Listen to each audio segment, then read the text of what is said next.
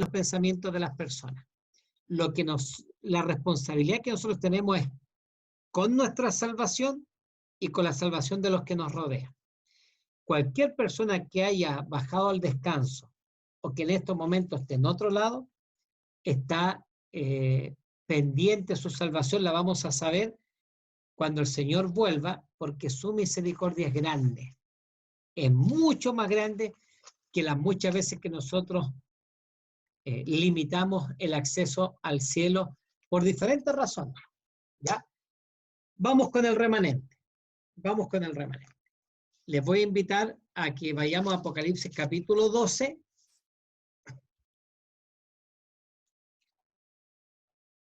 Les quiero recordar que aquí vamos a estudiar, hoy día es una introducción al tema. Por lo general las introducciones mías, usted a lo mejor ya se ha dado cuenta, no son muy contundentes, no son muy buenas, porque cuando hay una introducción uno no llega ¿a dónde? A lo que usted quiere llegar, ¿cierto? A algo concreto. Mi intención es poder abrir el tema de hoy día, de mañana, del martes. Apareció en el cielo una gran señal, una mujer vestida del sol, con la luna debajo de sus pies y sobre su cabeza una corona de 12 estrellas. La mujer es símbolo de la iglesia del Señor, de su pueblo. Y aquí es cierto, en el Apocalipsis vamos a encontrar dos mujeres. Una vestida de rojo, que se le llama prostituta, que se le llama ramera, y encontramos, cierto, al pueblo del Señor representado por una mujer vestida de blanco, su pueblo, ¿ya? Su pueblo. Su pueblo. Estaba encinta y gritaba con dolores de parto en la angustia del alumbramiento. Permítanme hacer paralizar un poquitito el asunto para reafirmar algo que dije recién. Tengamos mucho cuidado nosotros con limitar la salvación a algunas personas o pensar que nosotros estamos bien y el resto está mal. Elías, el profeta del Señor, en algún momento, con celo religioso, le dice al Señor: solo yo he quedado en tiempos de Jezabel y de Acán, su esposo, y de Acab. ¿Y cuál fue la respuesta del Señor? Tengo 7,000 que no han doblado sus rodillas frente a Baal. Que era un pueblo que no era visible a los ojos de Elías, pero que sí era muy visible ¿ante quién? Ante el Señor, que sí mira a su pueblo, que es visible para él. Hoy día nosotros no nos podíamos ver. Hoy día, pues, si hacemos esto vía Zoom, podemos ver algunas caras. Pero el pueblo del Señor hoy día escuchaba la escuela sabática y veía al pastor y nada más, ¿no? Pero cuando volvamos a la iglesia, si Dios lo permite, vamos nosotros a visualizar parte de la iglesia, visible a nuestros ojos. Pero hoy día el Señor ante sus ojos tenía toda su iglesia, su pueblo, que estaba visible, ¿ya? Para él sí lo es. Mientras Elías decía, solo yo he quedado, ¿qué es lo que dijo el Señor? Hay 7,000. Por eso los 144,000 que recién preguntaba Diana, es un número simbólico. Es una respuesta a la pregunta. Discúlpenme que voy a ir de un lado a otro, por eso yo les pedí a ustedes que lean muchas veces el Apocalipsis, porque para ir de un lado a otro. En el capítulo 6, que ya lo estudiamos, de los sellos, en el último sello, cuando viene el tema final, en el sexto sello, el terremoto, y los grandes, los poderosos, le dicen a las rocas, caigan sobre nosotros, y las cuevas, escondernos de aquel que viene, ¿cierto? Y decían a los montes y a las peñas, caer sobre nosotros y escondernos del rostro de aquel que está sentado sobre el trono y de la ira del Cordero. Y el versículo 17 es una pregunta, porque el grande su ira ha llegado. Y aquí está la pregunta, ¿y quién podrá sostenerse en pie? Esa pregunta está relacionada cuando el Señor viene. Y hay gente que pregunta, ¿pero quién va a poder mantenerse en pie, fiel, firme? ¿Cuál es la respuesta a esa pregunta? los 144.000. Que ahí es un número simbólico que representa la gran cantidad de cientos de miles de salvados que el Señor va a levantar en el último momento cuando el Señor venga. Pero a continuación, si uno piensa que hay un número que son 144.000 que están escogidos, o sea, están escogidos por el Señor, pero es un número simbólico. A continuación dice que hay una multitud vestida de ropa blanca. Dice que Juan miró, se da vuelta y ve una gran multitud, la cual nadie podía contar. Entonces, Elías dice, solo yo he quedado. No, le dice el Señor, hay 7.000 que no han doblado su rodilla. Hay 144.000 que van a estar en pie. Hay una multitud que nadie puede contar, pero con vestidura blanca que van a venir de todos los tiempos. Recuerden ustedes cuando el Señor saca a Abraham de la carpa y le dice, ¿qué cosa? Cuenta, así va a ser tu descendencia. Si tú puedes contar la arena del mar o las estrellas del cielo, no se puede. Bueno, con la salvación, solo Juan pudo decir qué cosa. Vio una vestidura blanca que nadie podía contar de todos los confines de la tierra, de todos los tiempos, en la cual nosotros nos vamos a reunir. Su iglesia, el Señor la tiene muy presente. Entonces tengamos cuidado con mandar a algunas personas al cielo o a otras al infierno, porque eso no es resorte de nosotros, es resorte del cielo. Y el Señor habla, o sea, su misericordia es mucho más grande que nuestros prejuicios con respecto a una persona. Fíjate que, claro, el Señor no se va a equivocar, pero pensemos, él en Juan hace un comentario con respecto a la hora de disciplinar. Dice, si hemos de disciplinar, hay que buscar el equilibrio entre justicia y misericordia. Justicia y misericordia. Y el Señor dice, ¿qué cosa? El consejo que da por medio de su sierva le dice, si nos vamos a equivocar, equivoquémonos para el lado de la misericordia. Porque el Señor es así, pues. Grande en misericordia, tardo para la ira. Entonces, el capítulo 12, volvemos al capítulo 12, cerré el paréntesis, me acordé lo de Elías y los 7.000. Apareció en el cielo una gran señal, ya dijimos su pueblo, estaba encinta y gritaba con dolores de parto en la angustia del alumbramiento. Otra señal también apareció en el cielo, un gran dragón escarlata que tenía 7 cabezas y 10 cuernos. Ya lo vamos a asociar eso con uno de los elementos que están asociados al Imperio Romano y al cuerno pequeño. Y en su cabeza tenía 7 diademas, su cola arrastró la tercera parte de las estrellas del cielo y las arrojó sobre la tierra. Y el dragón se paró frente a la mujer que estaba para dar a luz a fin de devorar a su hijo tan pronto como naciera. ¿De qué estamos hablando aquí? De Cristo. ¿Qué es lo que hizo Satanás? ¿Qué es lo que intentó hacer vía el Imperio Romano? Matarlo. Y ahí está el edicto que mandó, ¿cierto? Herodes, que usó el Imperio Romano también para poder matarlo. ¿Ya? Pero el Señor, ¿cierto?, ayudó a María, a José, a Jesús. Y el dragón se paró frente a la mujer que estaba para dar a luz a fin de devorar a su hijo tan pronto como naciera. Ella dio a luz un hijo varón que va a regir a todas las naciones con vara de hierro. Y atención con esta frase. Y su hijo fue arrebatado para Dios y para su trono. Esta frase, la primera parte está asociada al nacimiento y vida del Señor Jesucristo, y a la última parte de este versículo, y su hijo fue arrebatado para Dios y para su trono. Si alguien quisiera colocar ahí algún mensajito a su Biblia, coloque Apocalipsis 5. Dice que después que el Señor murió por nosotros y alcanzó la salvación, esto nos lleva a Hechos capítulo 1, cuando el Señor asciende, y el capítulo 5 de Apocalipsis, cuando es entronizado en el cielo y se sienta en el trono y empieza a reinar desde allá, ¿no?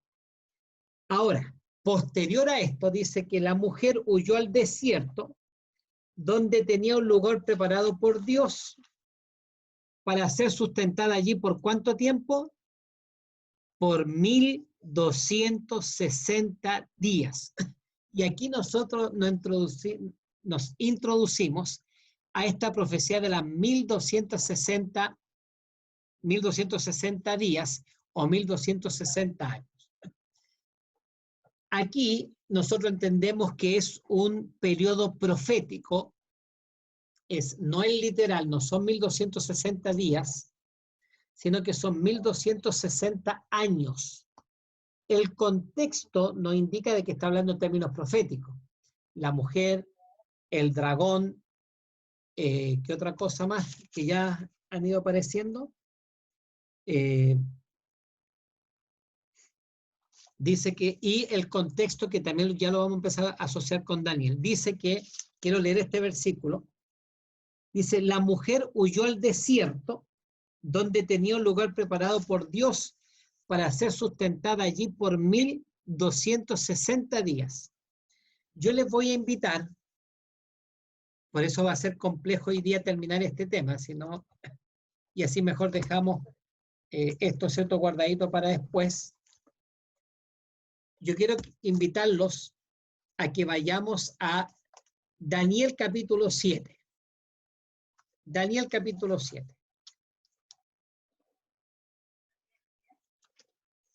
7.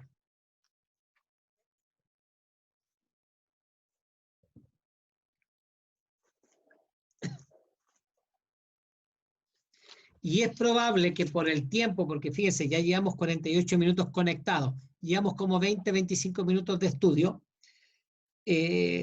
seguramente vamos a quedar aquí con Daniel capítulo 7. ¿Ya? Me da la impresión, me da la impresión, sí, que esta es la primera visión que tiene Daniel. Porque en el capítulo 2 está el sueño de Nabucodonosor, el sueño lo tuvo él. En el capítulo 4 está el otro sueño que tuvo Nabucodonosor, lo tuvo él.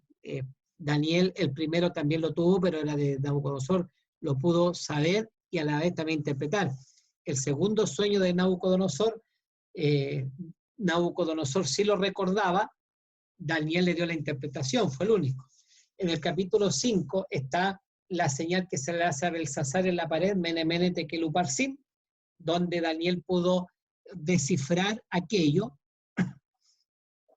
Y en el capítulo 6 está, que es posterior, porque está asociado al reino de Darío, el tema del foso de los leones. Entonces en el capítulo 7 aparece esta visión paralela con el sueño de Nabucodonosor de la estatua. ¿Ya? Y vamos a introducirnos en esta. Dice, visión de las 4 bestias. Quiero reiterar esto. Esto es un estudio largo. Y lo lindo de esto que nosotros podemos es que tenemos hoy día, tenemos mañana y tenemos el martes y seguramente la próxima semana que vamos a seguir con este tema.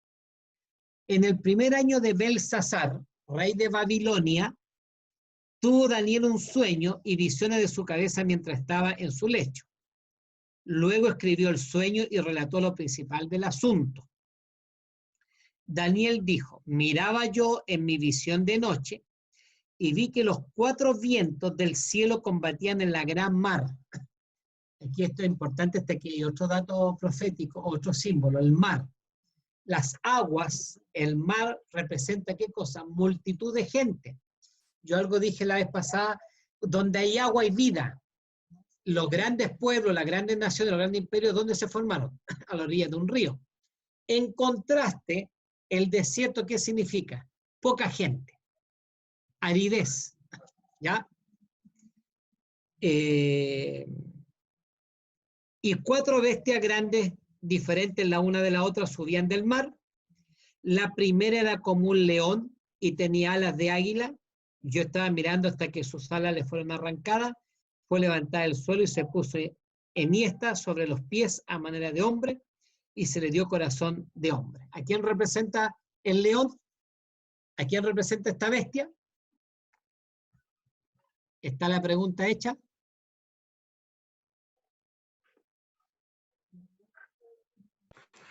a Babilonia, específicamente ya cuando está en su periodo de decadencia. Exacto, ¿no? Babilonia, muchas gracias Arturo, esta es una visión paralela con la del capítulo 2, representa a la cabeza de oro. Bien lo dijo Arturo, muestra la parte final. Recuerden que a Nabucodonosor se dice, tú eres esa cabeza de oro. Mientras tú, Nabucodonosor, y encima se asocia con el oro, hubo gran apogeo, la grandeza, dice, fue el reino más grande en la historia. No hay otro, desde ahí hasta que venga Cristo, no hay otro reino más grande que el de él. Si alguien me contradice, no podría, porque Daniel le dice, tú eres esa cabeza de oro. Todos los elementos posteriores son inferiores al oro, ¿ya? Luego, en el capítulo 4, perdón, en el capítulo 7, versículo 5, aquí aparecen más elementos para introducir el tema. Vi luego una segunda bestia, semejante a un oso, la cual se alzaba de un costado más que del otro. En su boca, entre los dientes, tenía 3 costillas. Espérense, me voy a cambiar de Biblia. Permítanme un ratito.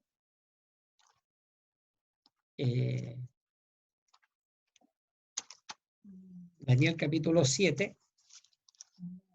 Me voy a cambiar de la Reina Valera del 95 a la del 60, que es la que todos tienen, por lo menos yo tengo más acostumbrada, me tengo que acostumbrar a la otra versión, ¿ya?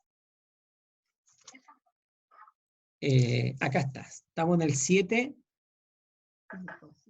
5, y aquí otra segunda bestia semejante a un oso, la cual se alzaba de un costado más que del otro, y tenía en su boca 3 costillas entre los dientes, y le fue dicho así, levántate, devora mucha carne. ¿Ya? ¿A quién representa esto? ¿A quién representa? A Medo-Persia. A Medo-Persia. Muy bien, Rodrigo. Piensen ustedes que estaba levantado más de un lado que del otro.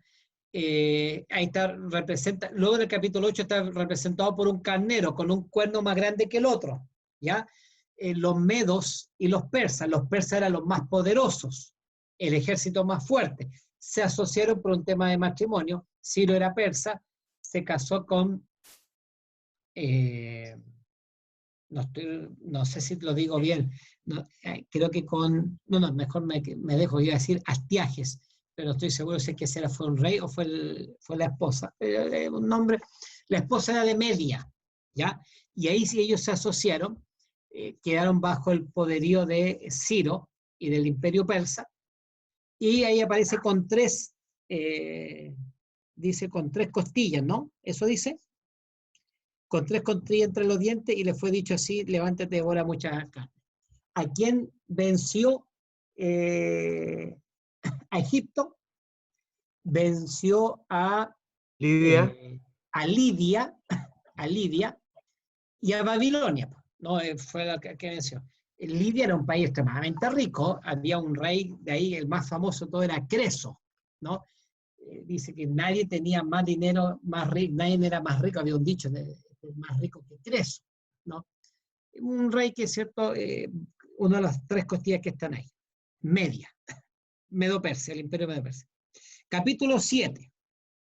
Después de esto miraba yo las visiones de la noche, y aquí, me falté el 6. Después de esto miré, y aquí otra semejante a un leopardo con 4 alas de ave en sus espaldas. Tenía también esta bestia 4 cabezas, y le fue dado dominio, ¿no? Después de esto miré, y aquí otra semejante a un leopardo con 4 alas de ave en sus espaldas. Tenía también en su bestia 4 cabezas, y le fue dado dominio. ¿A quién representa esto? A Grecia, ¿ya? Las 4 cabezas representan los 4 reinos junto a sus 4 generales, que se dividió a la muerte de Alejandro Magno. En el capítulo 8 aparece como un macho cabrío con un cuerno notable o un cuerno grande. Ese cuerno dice que el rey primero, Alejandro Magno, cuando se dividió en estas 4 cabezas, o los 4 cuernos que dice después, son sus 4 generales, ¿no? Casandro, Lisímaco, Ptolomeo, y me falta uno. Casandro, Ptolomeo, Lisímaco y Seleuco. Ahí están los 4 en los que se dividió el imperio griego. Pero todavía con la cuarta bestia comienza algo interesante para nosotros. Versículo 7. Después de esto miraba yo las visiones de la noche, y aquí la cuarta bestia, espantosa y terrible, y en gran manera fuerte, la cual tenía unos dientes grandes de hierro, devoraba y desmenuzaba, y la sobrehollaba con sus pies, y era muy diferente de todas las bestias que vi antes de ella, y tenía 10 cuernos. ¿Alguien me puede decir a quién representa esta bestia? Esta, la bestia, la cuarta bestia. Muy bien, Diana. A Roma, Rodrigo parece que también alcanzó a Roma, ¿cierto? Oye, cuando hablamos de Roma, hablamos de un imperio totalmente diferente al resto. Totalmente al resto. Primero, por tiempo. Ojo que la influencia de ellos llega hasta el día de hoy. Ellos comenzaron a gobernar por ahí por el año pasadito, por ahí por el año 168 antes de Cristo, 164, por ahí están, empieza a gobernar. El imperio romano de Occidente llega hasta el año 476 cuando cae el imperio romano de Occidente. Pero el imperio romano de Oriente llega hasta el año 1400, me falta, se me fue ese añito exacto, cuando cierto cae Constantinopla, pero resulta que después continúa porque la continuación del imperio romano sigue 476. ¿Ah? 476. 1476. Pero el imperio romano continúa porque desde esa vez aparece el cuerno pequeño, y el cuerno pequeño lo tenemos hasta el día de hoy. Fíjense las características que dan de ellos, dice, mientras después de esto miré yo en la visión de la noche, y aquí la cuarta bestia, espantosa y terrible. Oye, fíjense que cuando los romanos, ellos hacían lo que querían, ellos necesitaban espectáculo y tomaban cristianos o personas para que vayan a pelear con fieras. Miren las cosas tremendas, solo ellos hacían eso. La historia de Ben-Hur, ustedes pueden ver esa película, pero eso representa una historia real, está basada en hechos reales, de cómo en el Coliseo romano morían cristianos. Se cuenta, hay un hecho verídico, ¿no? Que hicieron una alameda, ¿no? Un camino hacia el Coliseo romano, y ahí crucificaron a una tremenda cantidad de cristianos. Pero no solamente con los cristianos, porque la persecución contra los cristianos vino después de Cristo. Entre las guerras grandes que tuvo ellos fueron contra, por ejemplo, contra Aníbal, este tremendo emperador cartaginés. Él hizo una su flota de guerra estaba basada en elefantes. Dice que cuando Aníbal ya se vio perdido huyendo de pueblo en pueblo, y los romanos lo seguían. Y si alguien lo escondía, destruían su nación, su pueblo. Cuando destruyeron Cartago, fíjense lo que es una ciudad a la orilla del mar preciosa. Cuando destruyeron Cartago no le bastó con destruirse, sino que vinieron y destruyeron la ciudad completa, ya estaba rendida, y trajeron toneladas de sal para tirarla encima de la ciudad de Cartago. Entonces ellos dicen, para que nunca más se levante una ciudad como la de Cartago, que ni siquiera la flora pudiese, así eran ellos, ¿no? Destruían, bueno, los romanos daban diferentes estatus, ¿no? Diferentes estatus. Pero piensen ustedes que el año 70, después de la ascensión de Cristo, cuando se dijo, cuando ven la abominación desoladora, la primera, la que tipificaba la más grande, oiga, Tito hizo una destrucción tremenda, y dicen que los que lograron arrancar, dice que ningún cristiano seguidor de Cristo murió porque arrancaron, hicieron caso a la orden que el Señor dijo, huid cuando vean la señal. Pero sé que dicen los historiadores, dice Flavio Josefo, que son ríos de sangre que corrían así era Roma, ¿no? Desmenuzaba, terrible y en gran manera fuerte. Bien, versículo 8, mientras yo contemplaba los cuernos, he aquí que otro cuerno pequeño, y aquí ya empieza la historia que es relevante para nosotros. Mientras yo contemplaba los cuernos, he aquí que otro cuerno pequeño salía entre ellos, y delante de él fueron arrancados 3 cuernos de los primeros.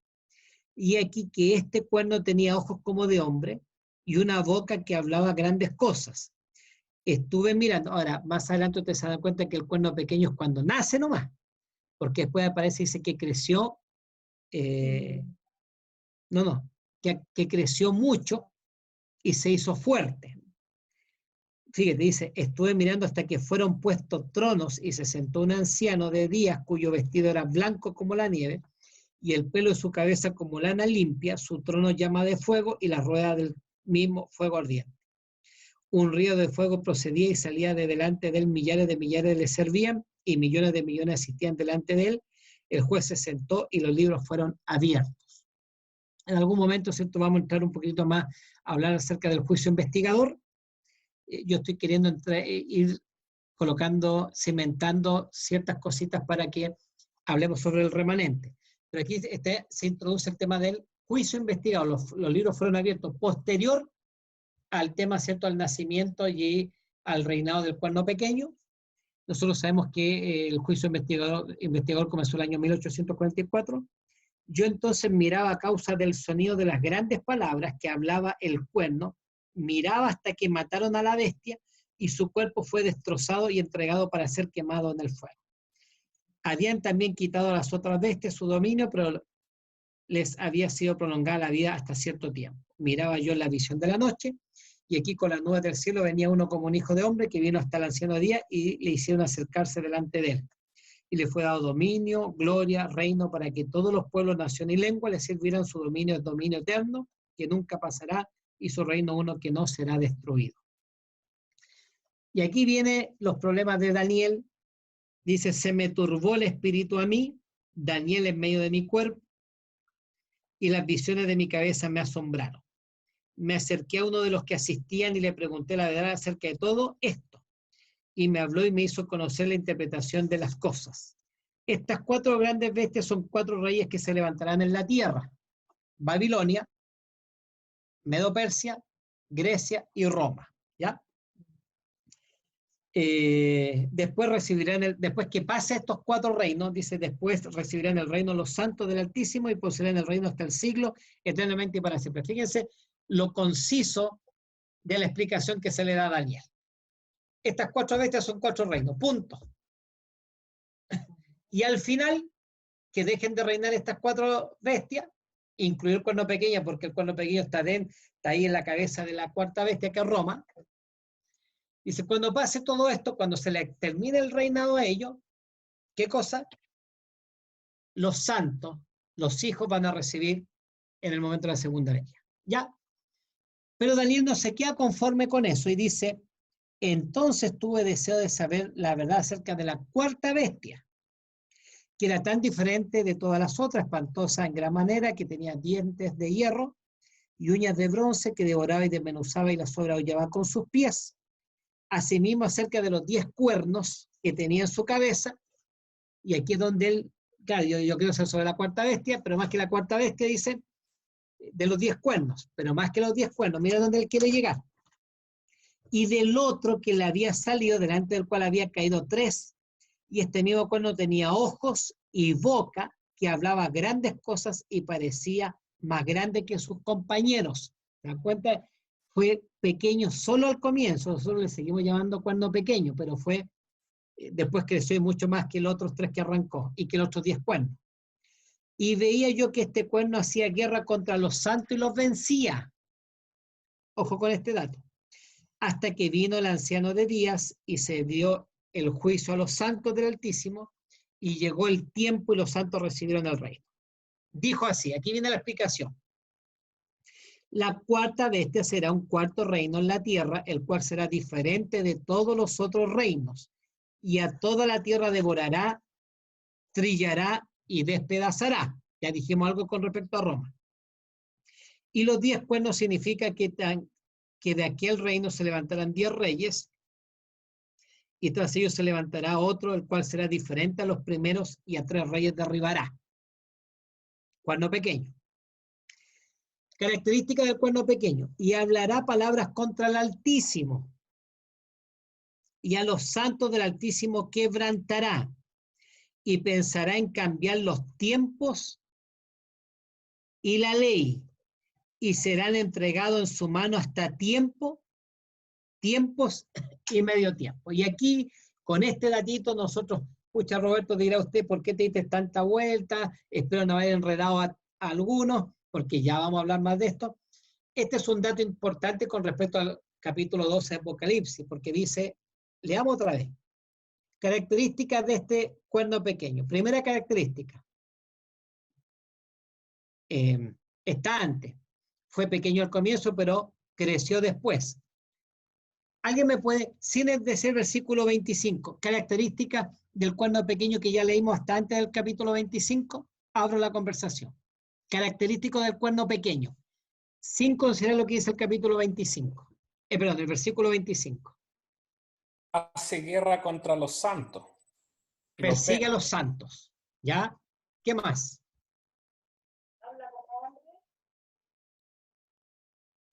Sí, pero eso está como en el versículo 25. Antes, algo esencial. Una pista. Es posterior a Babilonia, es posterior a Medo-Persia, es posterior a Grecia. Votaba a otros 3. ¿Ah? Votaba a otros 3. Sí, ya ahí hay derribó a 3. Nace en el último reino. ¿Y qué reino es? Roma.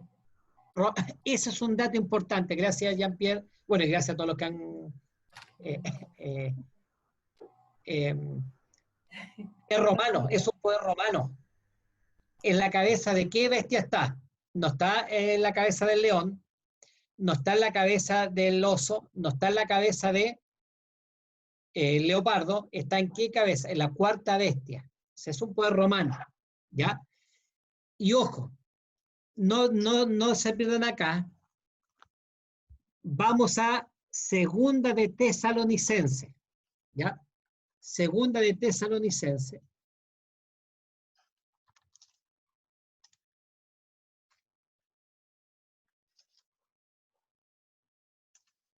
Segunda de Tesalonicense. Ahora ya empezamos a hacer ciertas conexiones con versículos que nosotros hemos mencionado. ¿Ya?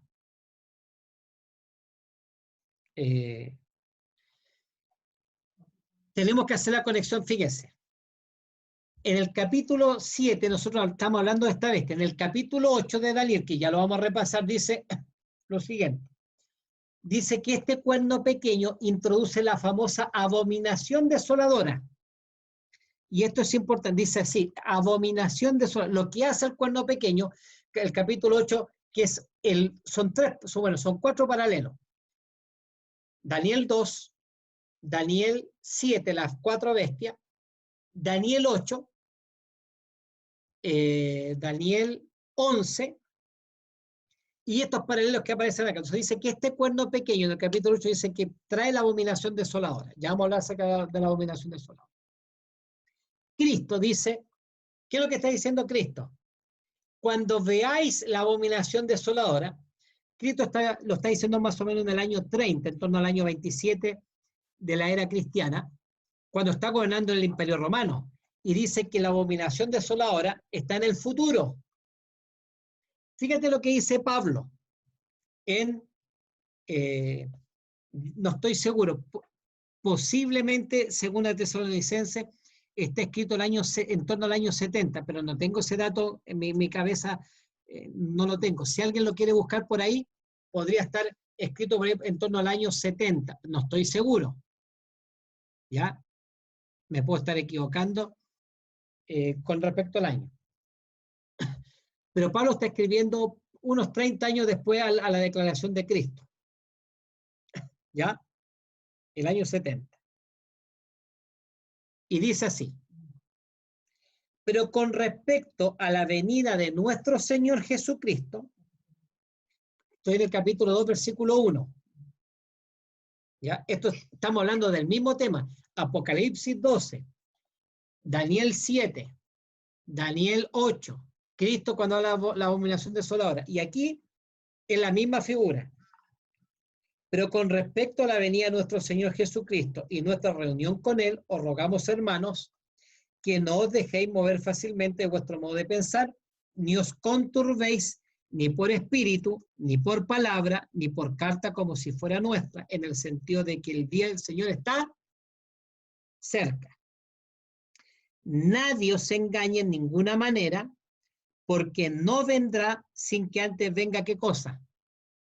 La apostasía, y se manifieste el hombre de pecado, el hijo de perdición. Mira lo que está diciendo Pablo. Al cuerno pequeño, ¿cómo le llama él? Bueno, Juan le llama la bestia que sale del mar. Daniel le llama, ¿qué cosa? ¿Cómo le llama a Daniel? ¿El cuerno pequeño o el desolador? ¿Cómo le llama a Cristo? El desolador. ¿Cómo le llama a Pablo? Dice que en el futuro nadie os engañe en ninguna manera, porque no vendrá sin que antes venga la apostasía y se manifieste el hombre de pecado, el hijo de perdición, el cual se opone y se levanta contra todo lo que se llama Dios. Mira lo que decía Daniel. Dice, hablará palabras contra el Altísimo, y a los santos del Altísimo quebrantará. Mira lo que está diciendo Pablo, cosas similares. Lo pone en el futuro, Cristo lo pone en el futuro. El cual se opone y se levanta contra todo lo que se llama Dios o es objeto de culto, tanto que se sienta en el templo de Dios como Dios haciéndose pasar por Dios. Usted ya se está dando cuenta de qué estamos hablando. Es un poder religioso.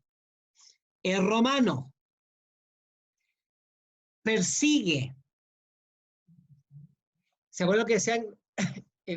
No nos olvidemos de Apocalipsis capítulo 12, porque estamos dando esta vuelta larga. Espero no confundir a nadie, que nadie se me aburra. Estoy haciendo esta vuelta larga porque Pablo decía, ¿qué es lo que dijo, Juan? Que durante 1260 años el Señor cuidó ¿a quién? A su pueblo, a su remanente. 1260 años. Los tuvo que tomar y llevar ¿dónde? Al desierto. ¿Por qué? Porque esta bestia lo iba a perseguir. Y durante 1260 años, del año 538 hasta el año 1798, ¿qué fue lo que hizo el papado? Persiguió. Bueno, yo ya dije a quién se refiere este cuerno pequeño, usted ya lo sabe, es el cuerno pequeño. No sé si Rodrigo ya había leído algo con respecto a esto. Pero aquí es tremendo esto, porque uno dice, pero ¿cómo un poder religioso del calibre de la Iglesia Católica termina haciendo qué cosa? El cuerno pequeño, el anticristo, llámelo usted como quiera. Rodrigo, ¿querías decir algo? De hecho, sí, dentro de las cosas que he leído igual, el emperador Constantino, cuando introdujo la religión cristiana en el fondo, le hizo modificaciones e introdujo parte de religiones de la Roma pagana. O sea, metió, por ejemplo, la Navidad, que el 25 de diciembre es el día del dios Sol, de Saturno. Metió fechas y metió celebraciones que en el fondo no son propias del cristianismo, sino que son propias de la Roma pagana. Y nosotros hasta el día de hoy, como tradición, y mucho porque desconocemos lo que está escrito en la Biblia, seguimos celebrándola en el fondo. Claro, gracias, Rodrigo. Ahora, ojo, lo que está diciendo Rodrigo ¿por qué la Iglesia Católica hace esto? Rodrigo introduce una palabrita que bueno que dijo eso, porque yo la comparto con usted. Si alguien quiere responder esto de forma... ¿Alguien sabe lo que significa el sincretismo? Especialmente el sincretismo religioso. ¿Qué es el sincretismo religioso?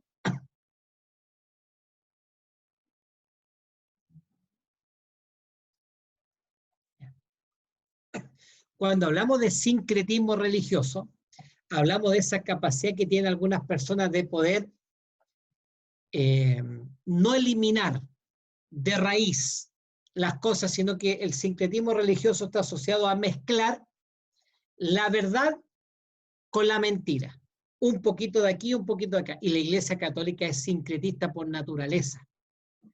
Hoy día usted va a ver a una Virgen María representada con diferentes vírgenes en diferentes partes del mundo, ¿de acuerdo a qué cosa? A la cultura. Nosotros aquí en Chile tenemos la Virgen del Carmen, en otra parte está la Virgen de Andacollo, en otra parte está la Virgen de Guadalupe, en otra parte está la Virgen de Fátima, asociada a qué cosa? A una Virgen Las diabladas del norte son manifestaciones católicas, que es lo que hacía el Imperio Romano, porque esto viene del Imperio Romano. El Imperio Romano, fíjese que él iba sacando, por ejemplo, la diferencia, discúlpeme que me estén esperando enredarme, los griegos, ¿qué hacían los griegos? Los griegos, su forma de llegar al mundo era helenizar, de poder llevar su cultura,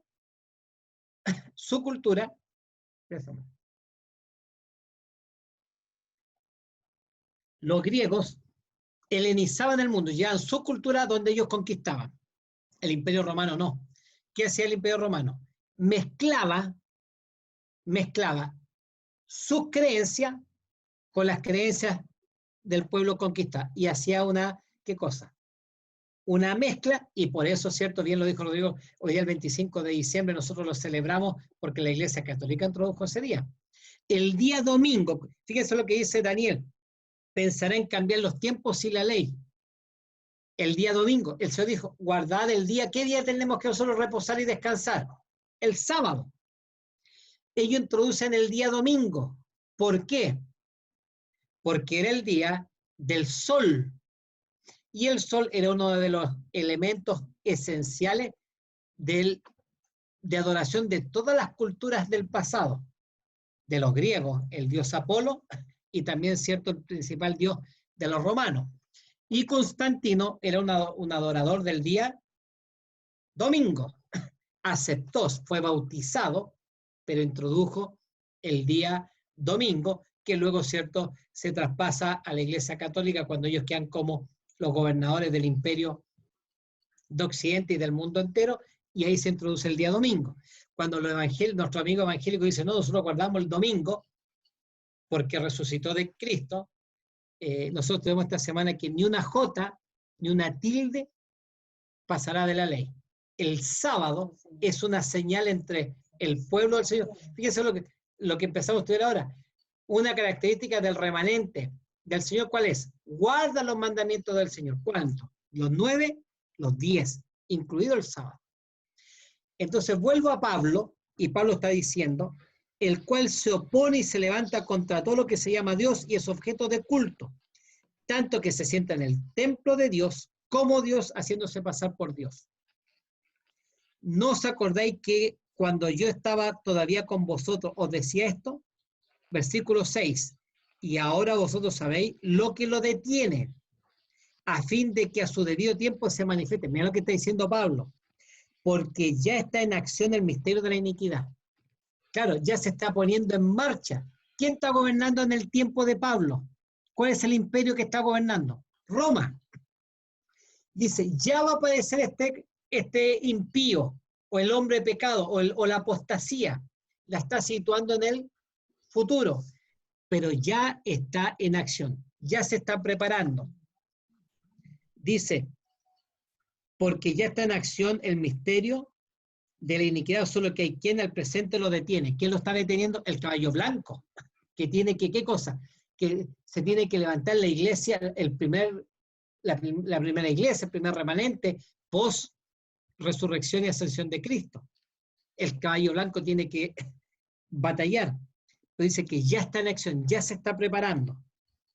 Porque ya está en acción el misterio de la iniquidad, solo que hay quien al presente lo detiene, hasta que él a su vez se ha quitado de en medio. Y entonces se manifieste, mira cómo le llama aquí Pablo.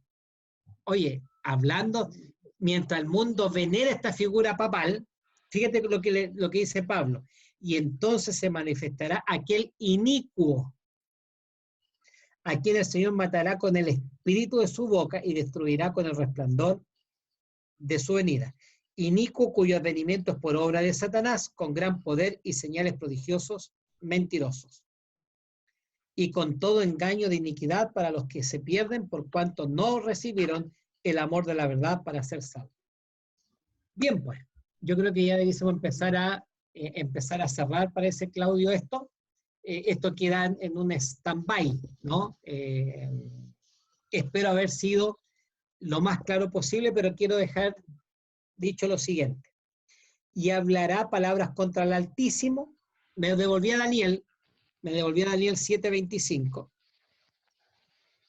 y hablará palabras contra el Altísimo, y a los santos del Altísimo quebrantará, y pensará en cambiar los tiempos y la ley, y serán entregados en su mano hasta tiempos y medio tiempo. Con esto quiero terminar.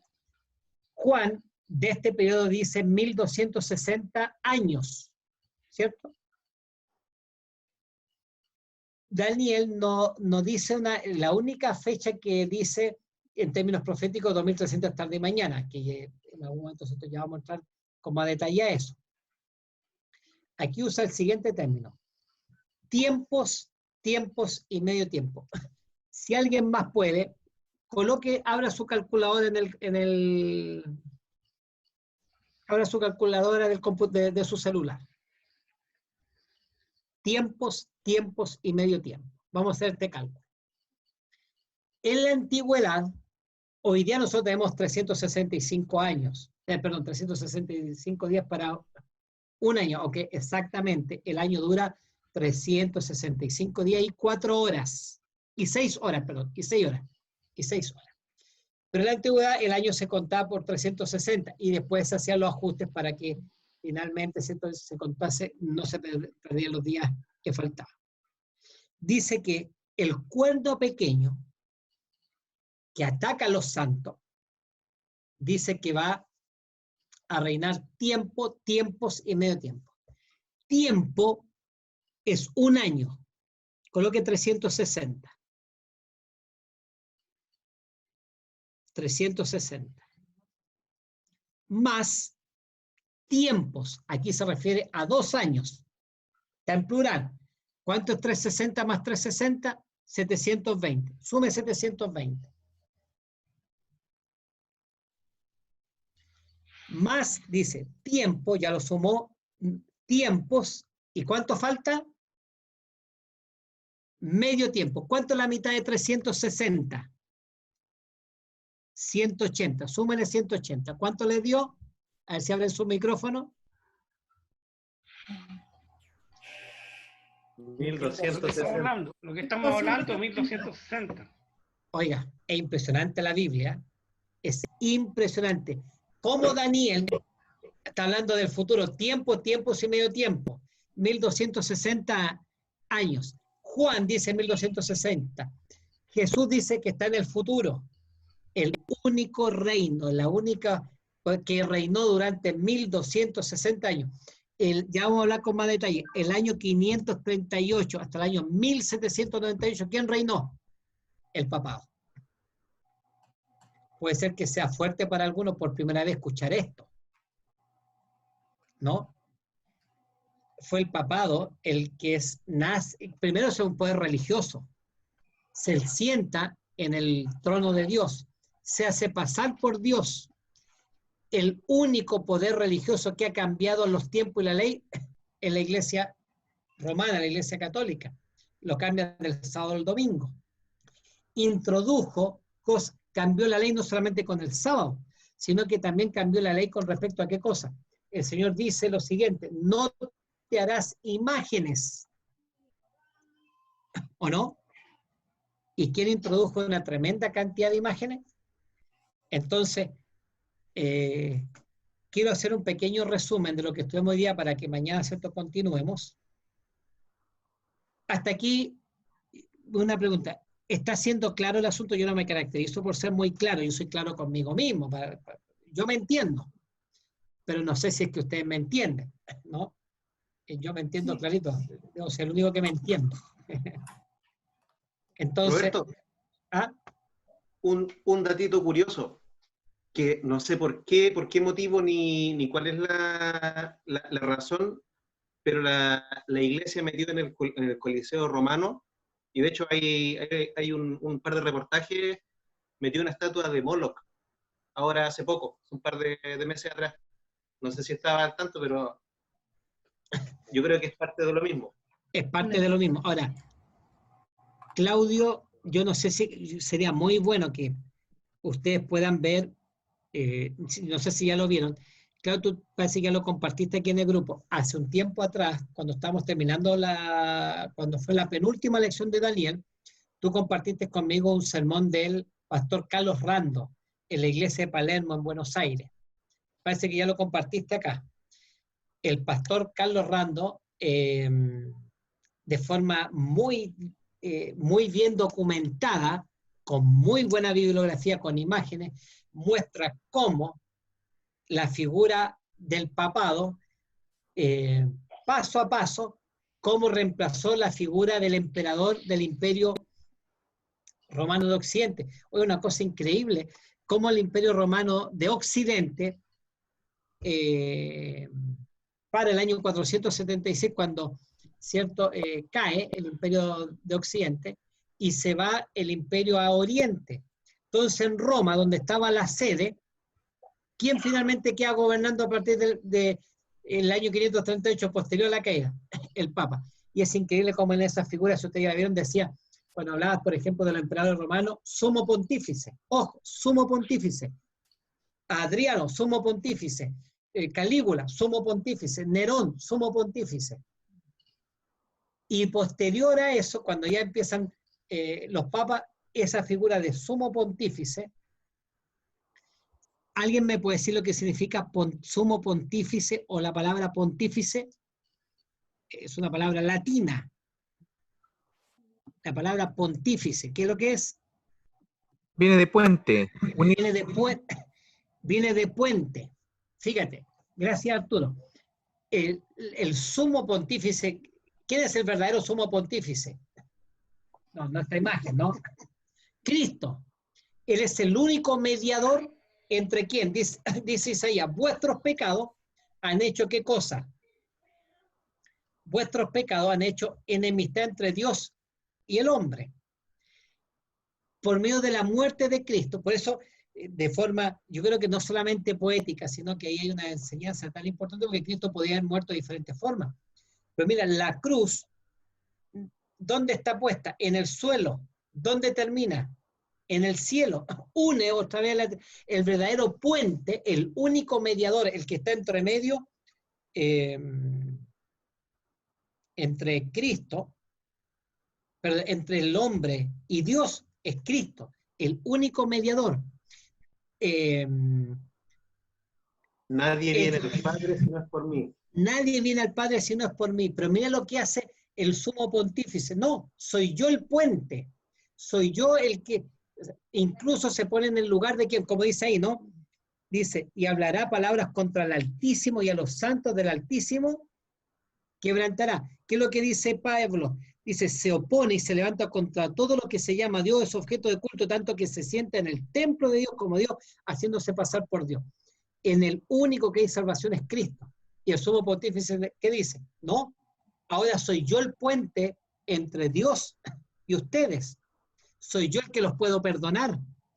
El único que puede perdonar es Dios. ¿Por qué perdonó Cristo pecado? Porque es Dios. Ahora el Papa, ¿qué es lo que hace? Perdona pecado. Entonces, ahora ojo, el tema de hoy día no es el cuerno pequeño, pero tenemos que estudiarlo porque tenemos que introducir lo que decía en Apocalipsis capítulo 12, esta figura de los 1260 años en que el Señor toma a su pueblo y lo lleva ¿a dónde? Al desierto. ¿Por qué tuvo que llevar a su remanente? ¿Por qué se lo tuvo que llevar al desierto para cuidarlo? Porque durante el año 538 hasta el año 1798, este cuerno pequeño, el papado, reinó a diestra y siniestra. Usted debe saber, por ejemplo, cosas que son bien conocidas para nosotros. España, México y Perú son de los países más católicos del planeta. Incluso más que Italia. Y en esos tres países es donde la Inquisición o Santa Inquisición se manifestó de forma más fuerte. Quienes han estado en Lima, yo no tengo el privilegio de viajar a Lima, pero en Lima, cerca de la plaza ahí de armas, o la plaza principal, está el Museo de la Inquisición. Y ahí se muestran ciertas imágenes, situaciones atroces por las cuales pasaron personas que pensaban diferente a la Iglesia Católica, ¿no? Roberto, también en Colombia hay un museo de la Inquisición en Cartagena. También ciertos países católicos. Entonces, aquí nosotros empezamos a unir, discúlpeme que me explayé un poquitito más, ¿por qué el Señor tuvo que parar con la herida mortal que se le infringió el año 1798? ¿Por qué? Porque eso tenía que levantar otro remanente. Durante los 1260 años, el Señor tomó esos remanentes y se los llevó al desierto, los cuidó.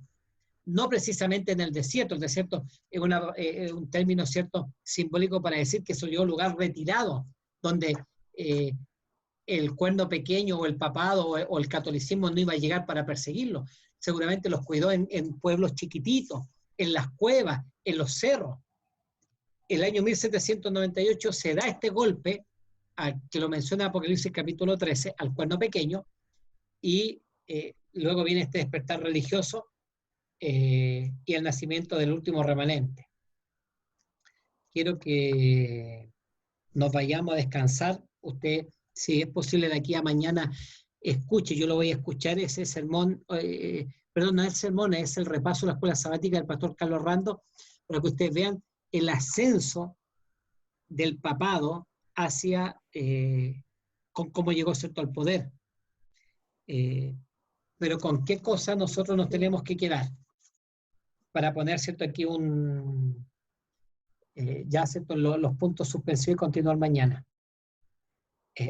Recuerden Daniel capítulo 12, versículo 1. En aquel tiempo se levantará Miguel, aquel príncipe que está de parte de los hijos de tu pueblo. Será tiempo de angustia como nunca lo hubo. O sea, se viene un tiempo aún más difícil que lo que pasaron en estos 1260 años. Es cierto, un tiempo más corto.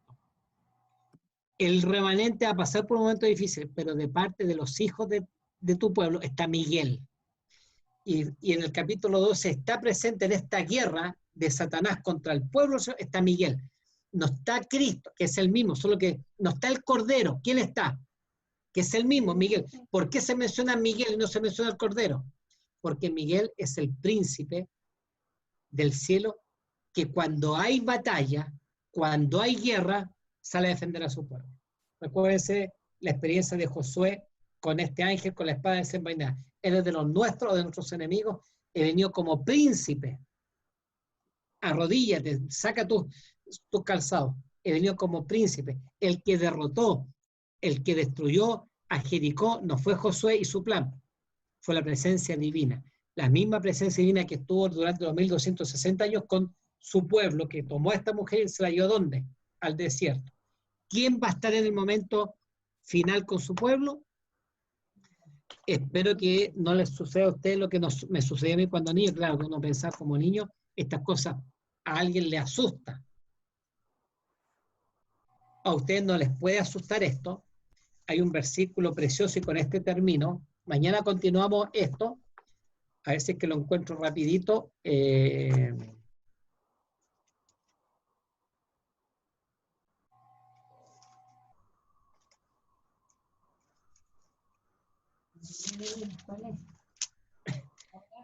Ay, se me perdió. Pero espérame.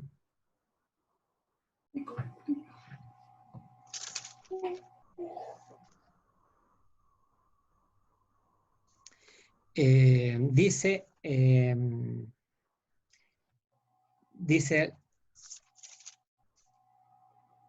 donde dice que el Cordero los va a vencer. Así que ustedes me ayudan si lo encuentran. ¿Pero dónde buscamos? En Apocalipsis, está en Apocalipsis, después del capítulo 14.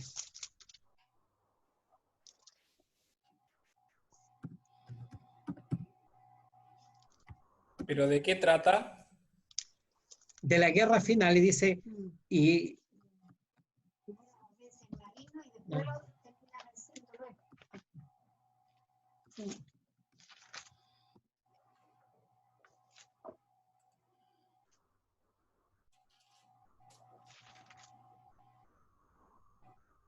porque si lo traigo, ¿cómo se me fue a perder este versículo? 17:14. 17:14. Pelearán contra el Cordero y el Cordero los vencerá, porque Él Muchas es el gracias. Señor eres el Señor y Rey de Reyes, y los que están con Él son llamados y elegidos y fieles. Pelearán contra el Cordero y el Cordero los vencerá, porque Señor de señores y Rey de reyes y los que están con Él son llamados elegidos y fieles. Mis queridos amigos, lo más glorioso del pueblo del Señor, del remanente, está en el futuro, ¿no? Cuando el Señor, de forma maravillosa, libere a su pueblo. Continuamos mañana, Claudio, parece. Discúlpeme lo mucho, son 25 para las 10 y se me pasó la hora. Continuaremos mañana. Carlito, ¿nos dirige en una oración? Ponga el micrófono, Carlito. Sí, ya lo saqué ya. Bendito Padre Celestial, estamos muy agradecidos de ti, Señor, por estos momentos que tú nos estás dando de escudriñar tu escritura.